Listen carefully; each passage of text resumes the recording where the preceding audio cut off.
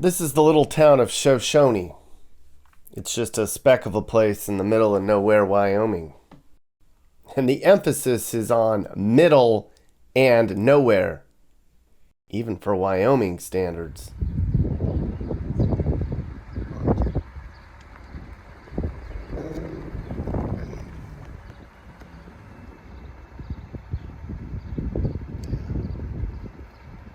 I came into Shoshone on my way into the Wind River Reservation. Shoshone isn't actually technically within the reservation boundaries, so when I got here, I was like, uh-oh, this is going to be ugly. And it was. I mean, the Shoshone Town Hall is for sale? Like, to who? And for what reason? Never seen anything like that before. I spent an entire day driving around the largest reservation in Wyoming. It was the second time on a road trip that I took a detour to check out the conditions on Native American land. I think we all need to see a side of the country we know nothing about. I was coming up on the second week of exploring the great American West. So far up to this point, I had seen very little poverty. Not in Utah, and only Pueblo, Colorado really had it rough. But this is bad. This is real.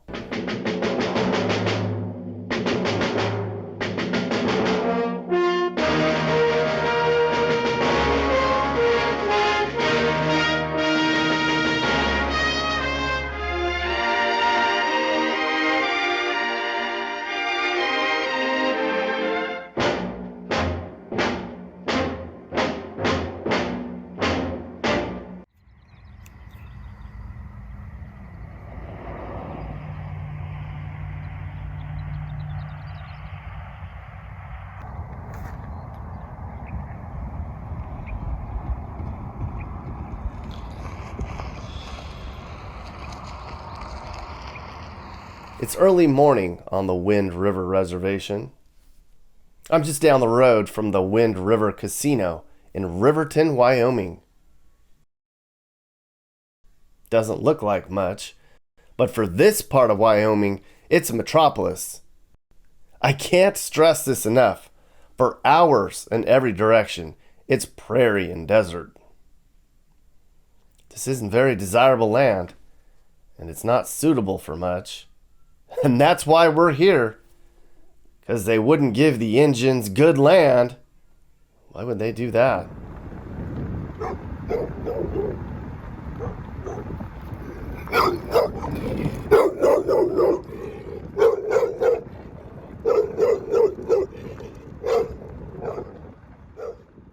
The Wind River Reservation's the seventh largest American Indian reservation, and it's the fifth largest by population. As you can tell, it's a very large area. It's a little bit bigger than the state of Rhode Island, but it is rural. There's only 25,000 people scattered throughout the vast prairie in little bunches of homes along the small highways. And when you drive around here, it looks like just about the most desolate place on earth.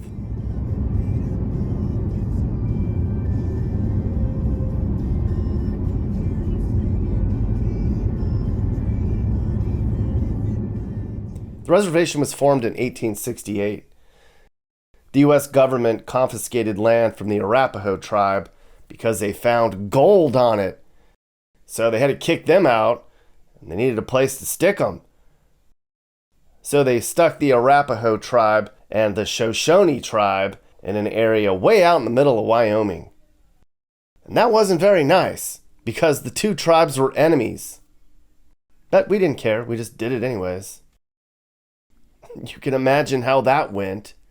Good Lord. But eventually the two tribes were able to make peace, and now they co-own and co-manage the land we're on right now. That's good. But the reason I'm here is to talk about the living conditions today. I wanted to see what it looks like out here and compare it to other reservations I've seen. And by the end of my trip here, I gained a new understanding about what life is like for our Native American people. But before we get to that, let's go back to Riverton. That's the biggest city here. Or kinda here.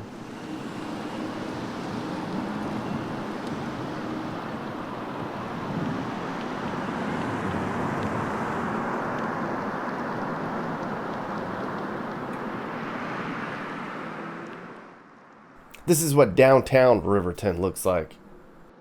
You're probably like, wait, what? That doesn't look like an impoverished Indian reservation. This is kind of normal. Well, that's because it's not part of the reservation anymore. Riverton was within the Wind River boundaries for a long time. But this city of 10,000 people decided they didn't want to be included in the reservation boundaries. You can understand why. I mean, Riverton's not a poor place. It's 87% white. It just doesn't share a lot of the similarities with the folks on the res. So the city petitioned the Supreme Court, and in 2018, the state agreed that Riverton would officially be part of the state of Wyoming again, and not part of the reservation.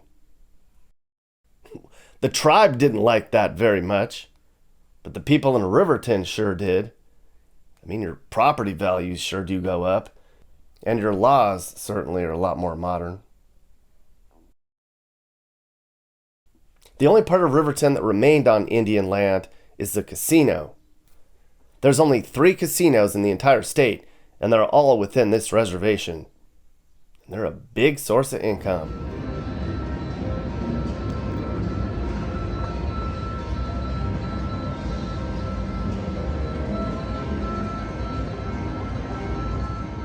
Bling bling, the sound of money.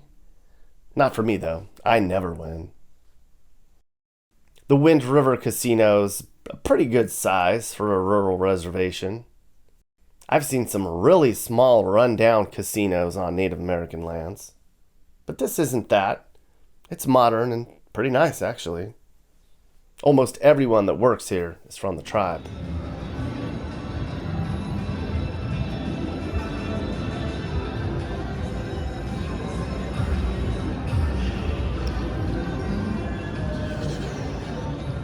Despite the casinos, unemployment and poverty are really high on this reservation. About 1 in 3 people here lives in poverty. But look at this. The GDP here is almost $600 million a year. So why are these people in poverty then?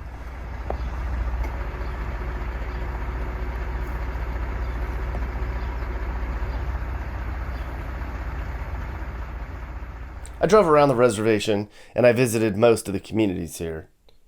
You can see on a map how there are all these little pockets of people scattered throughout. Maybe a few hundred people here and there. They call them cities, but they're more like villages.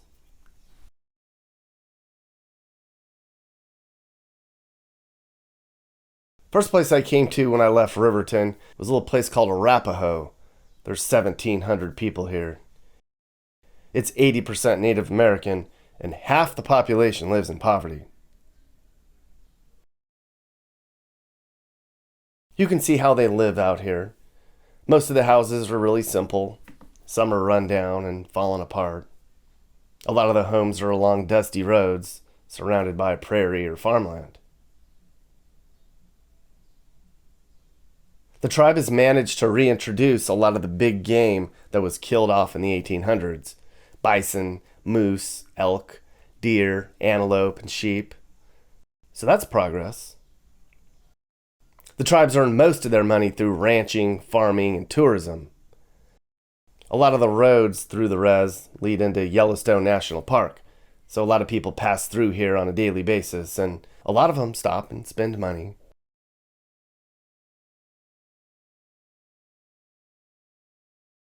So I'm driving through here in July, and in the summertime, it's really nice here. Food's abundant. It's very green and blue. It's very windy and hot, but it's actually really pretty. But for a lot of the year, life is tough out here. It's 6 to 7 months of cold, snowy, and windy. Just terrible living conditions. That's the reason they stuck them out here.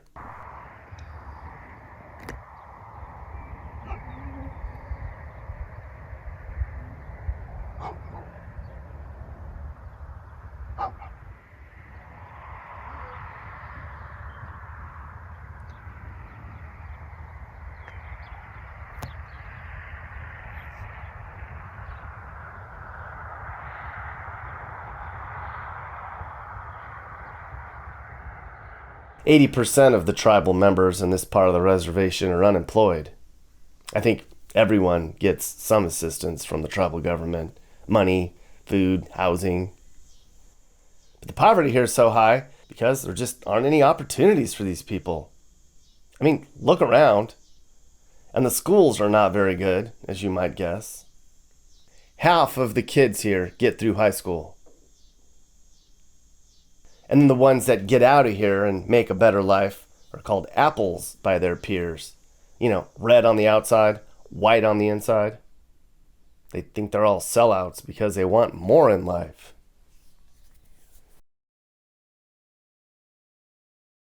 The crime rate out here is 8 times higher than the U.S. average. There's lots of issues with gangs, teenage pregnancies, sex trafficking, domestic violence, suicide, alcoholism, drug abuse. It's just like anywhere else in America, right? But the problem is there's not a lot of resources out here to help with the addiction or to treat the mental illness or deal with all the criminals. I mean, there's only 6 deputies in charge of patrolling the entire reservation. So it's really easy to get away with stuff out here, and it's hard to get help when you need it. It's not uncommon for them to find dead or burned bodies out here. And the grandparents can't keep track of the kids who just run wild. They say in certain areas of the reservation they have to boil their water because it's been contaminated by oil extraction. That sucks. And to make things worse, about 3 out of 4 people here are considered obese. They don't sell booze on the res, so the kids huff spray paint and they drink cough syrup and they smoke meth to get high. Sucks. It's just a tragedy out here.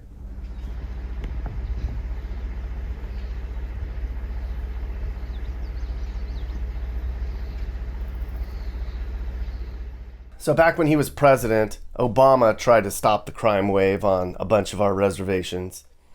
Back in 2007, he formed a plan he called the Surge.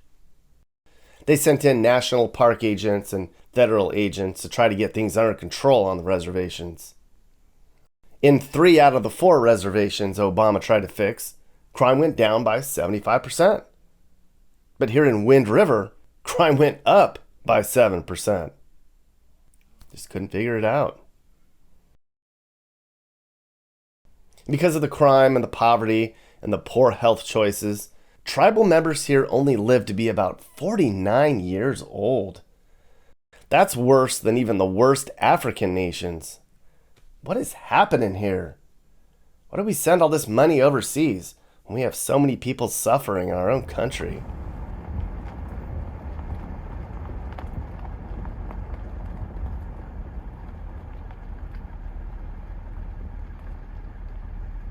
Later in the morning, we got to the small city of Atheti.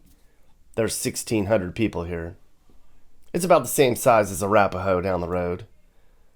Atheti's home to the tribal headquarters for the Arapahoe. Technically, this is the capital of the reservation now. About 95% of the population here is Native American. I saw a lot of the same stuff here, although the rundown seemed to be in bigger pockets than what I saw earlier in the day. On one street, I found an entire block with trailer houses that were boarded up. It was hard to tell if they were being assembled or being torn down, but I'm going to guess that these are going to be future homes for tribal members.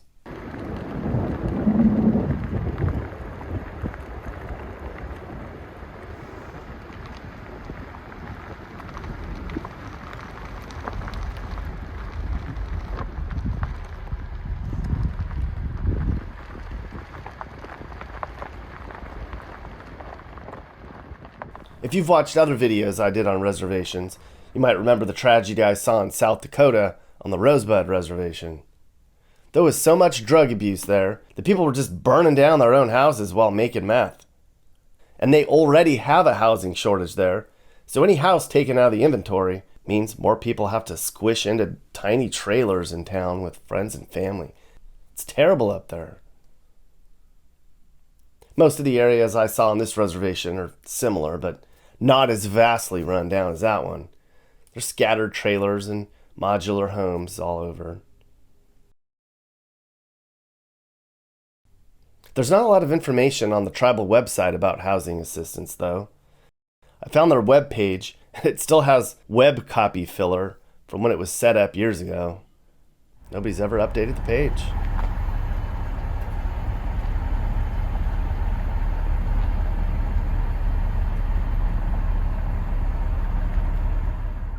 Of course, there's money set aside to help these folks.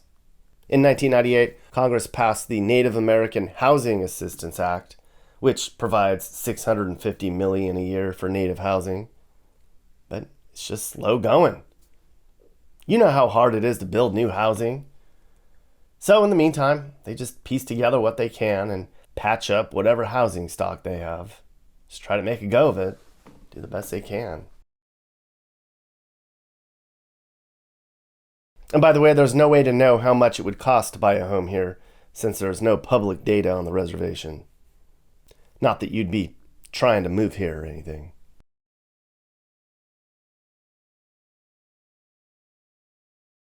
But housing supply is a big concern on our reservations. It's led to a lot of crowding and homelessness. They think that half this tribe is technically homeless because they're living with somebody else, on couches, in their cars. I hear some of these homes are so crowded you can't even walk around on the floor. No wonder there's so much domestic violence and depression and substance abuse. And then they try to get off the reservation and they face discrimination.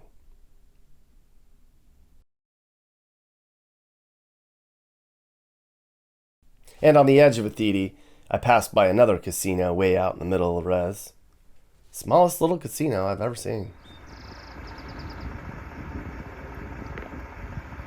Okay.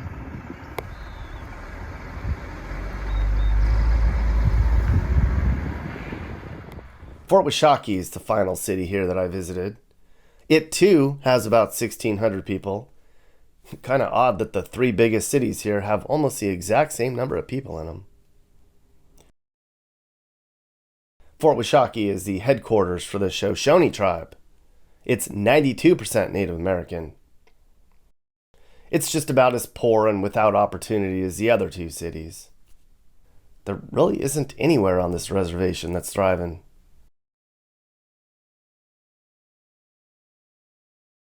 Driving around, we saw a lot more abandonment and old trailers and poverty. There were a lot of buildings boarded up. But still, this isn't as vastly run down as other reservations I've seen.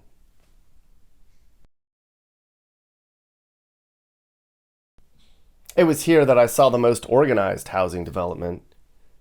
Pretty decent homes out on the prairie that all looked like they'd been built by the tribe. They were all fenced in and none of the yards were maintained. I thought it was really odd. Just wasn't anyone in sight. Weren't any kids playing, nobody working outside. Just empty and windy.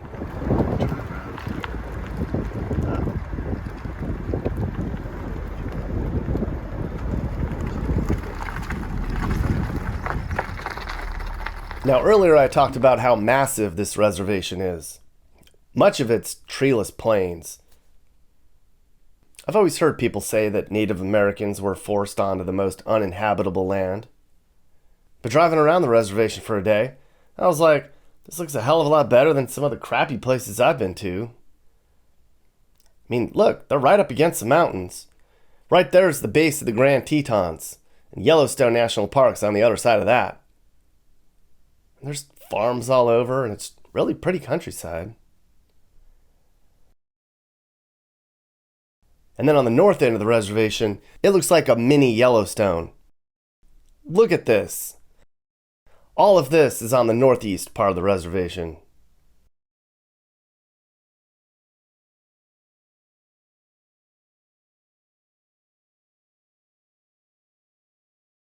I know it's not functional as a place to grow food or build a community, but this is some of the prettiest scenery I've ever seen. Certainly somewhere I'd be proud of. If this was in my backyard, I don't think my spirits would be too low. I'd rather have this than a lot of the hellscapes I've been to. I'd take this all day long.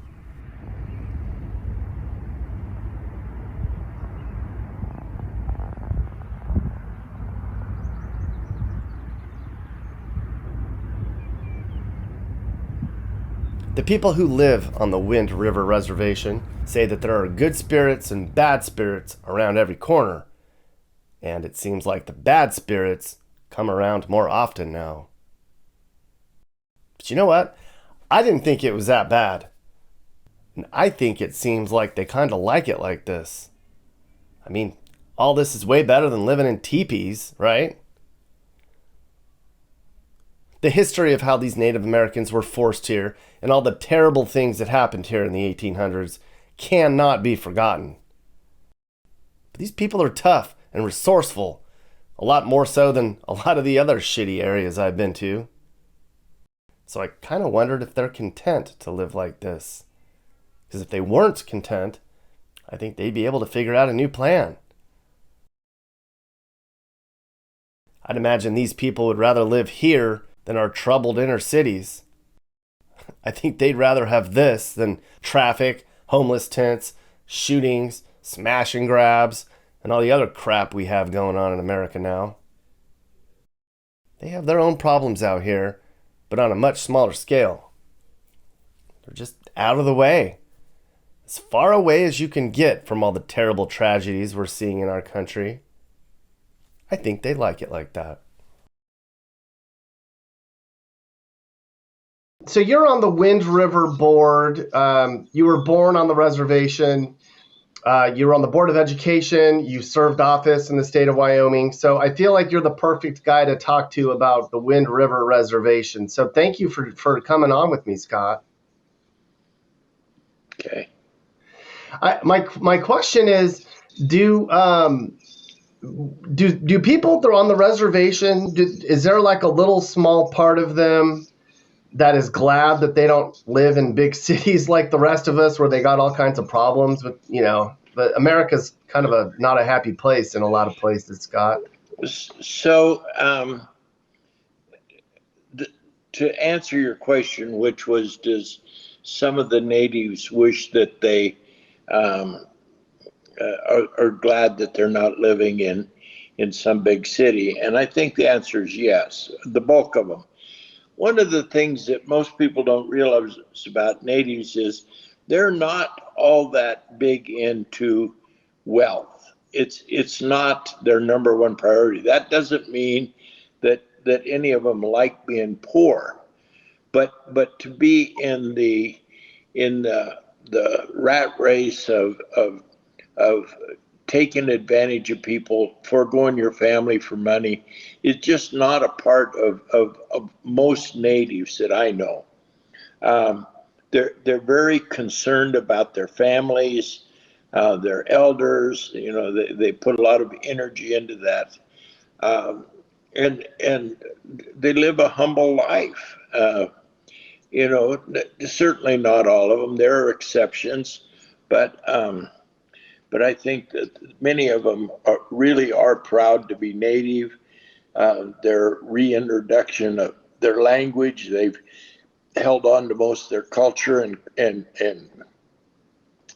ways of life. I mean, they still practice sweats. They still practice sun dances, powwows. So being native is important to them as a way of life. I think that's actually wonderful. We drove around there for a couple days, and you can see that there's some challenges. I hear about the challenges. Yeah, there's a lot of challenges. living living on a small amount of money isn't necessarily wonderful for anybody. I mean, they still have electricity needs. They still have needs for cars and to be able to get to town and to clothe their kids and provide them with things that they need. So it's a modest income that is required, but it is an income. And there's not a glut of jobs on the reservation. You got Riverton on one side and Lander on the other and Thermopylae on the other. And, you know, most of the natives end up spending their money there. So when economics works, it's when you're rotating the money through your community. That isn't the case on reservation. The money comes to people and then they deliver it to Riverton or Lander or one of the nearby communities. And that creates some problems in sustaining an economic base. Yeah. What are the what's being done to kind of help with some of the problems, the health, the mental illness? What do they do? Well, so I, I thought you was going to ask me what they're doing about the economics. And one of the things that they've done is they've opened some casinos, has brought, well, like the Rapo Casino, I think it had almost 1,000 people employed at one time. It was amazingly successful at bringing the non-Indian and the Indian together to communicate and see that they had more in common than they did differences. They've slowed down since COVID, but still employ a lot of people. The Rapo tribe have casinos, and the Shoshone have one, but they're running. They're making a little money, but employing a lot of people. When you talk about health care, the Arapaho tribe has really taken the lead, probably in the nation, in that they contracted for their services. They had one clinic at Arapaho. They now have 3 clinics: one in Riverton, one in Arapaho, and one at East. Excuse me. Sure.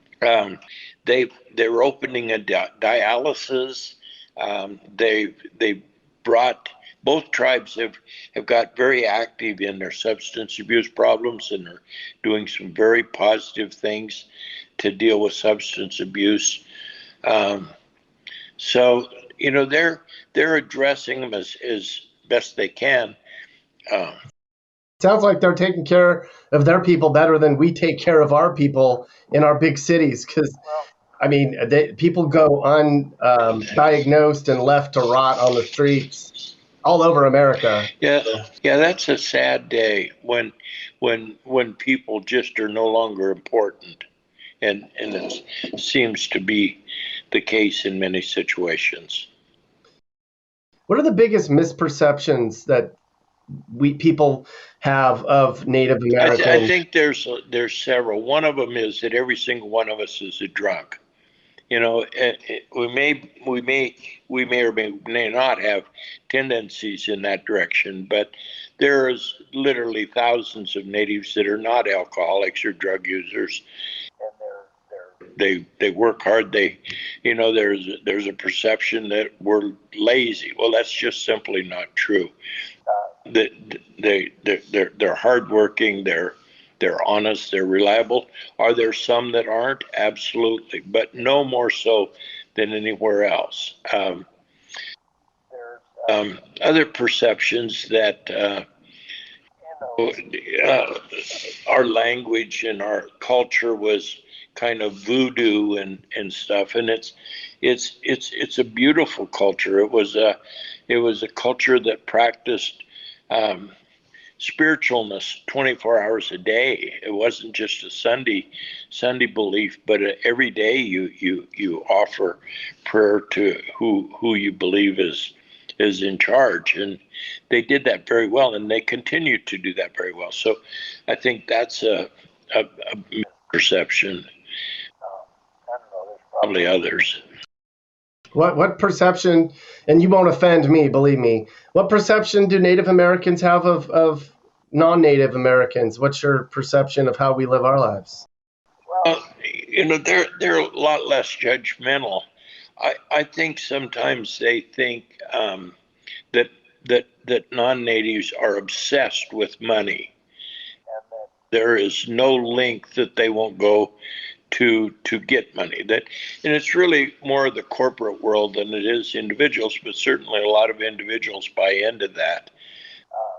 And so I think that's one of the things that they see and say. Is there a lesson? If there's one thing besides the money chasing, I agree with you. What lesson could we take away from Native Americans that you see how we lead our lives? That you guys are very wise in your culture, more better than we are. I don't know that I would put it us against them, but one of the practices that I see coming back and certainly many held on to was just the importance of family. I mean, they stay close. I mean, it's true that we live on a reservation, but it's because they like their family. They like having cousins and uncles that they can go see. And the United States had this notion of a melting pot where we were going to blend everybody and make them all look the same. Natives didn't want to look the same. I mean, I don't think they sat down and said, no, we don't want to look the same. But I think it was important that they maintain what they had. They really are traditional in that fashion. Do Native Americans still hold resentment about the way that they were treated back in the old days, 1800s? I don't hear very much of that. I think they're more concerned about people treating each other kindly today. I'm sure there's some past that is there's some trauma from some experiences that they had, and they're slowly trying to work their way through those things. But I think it's more of when they experience these ugly things today that are far more troubling than the things of yesterday. Yeah. Well, we had a lovely time. Everybody that we met, we were there, was very friendly. It's beautiful there. I try to make a point in the video that this looks a lot better than most of the places that I've been to. I mean, it's just a wonderful place to be, and you can feel the energy there. And I was welcomed, and I wanted to thank everybody for being so friendly and nice. Oh, good. So. It was very nice to talk to you. You come highly regarded. So thanks for taking the time to sit down and talk with me, Scott. Okay. All right. Later. Okay. Bye. Bye-bye.